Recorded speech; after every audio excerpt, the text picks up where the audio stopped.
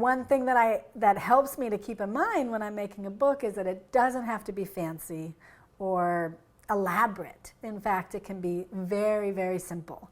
And if I can grab a piece of paper and fold it up, and often I'll use whatever piece of paper I find. I've even used it on the back of envelopes that are on the table, you know, with a bill. Or grab a piece of recycled paper and fold it and grab the nearest pen. And I don't worry, because I'm not a big illustrator. Visual art is not my thing. But if I can draw a really simple image, stick figure, with very simple language that names what's happening in the moment and helps my child and quite honestly myself move through the experience, it's a tremendous aid. So when I make a book, often what I try to do first is to just say what's happening and draw what's happening very clearly. So I see that you woke up this morning and you want cookies for breakfast. And I can write on the book the first thing. It's an observation. Oh, you woke up and you said, cookies are what I'm going to eat for breakfast. And then I name that.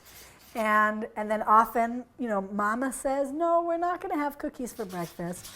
And then I would say the feelings are really important to give even just 2 or 3 words. You're so angry or you're so frustrated, you really want cookies for breakfast.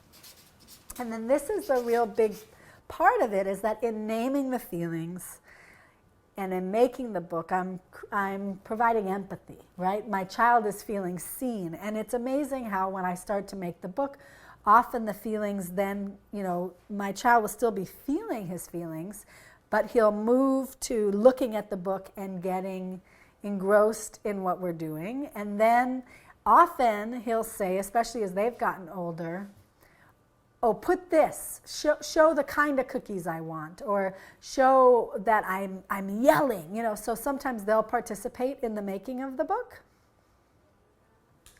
And so from the observation, I talk about the feelings.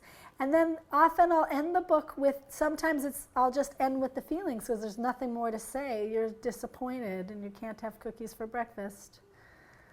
And that can be the end. Other times, if it's something where there could be a possible solution, if that makes sense, then I'll add that to the end of the book.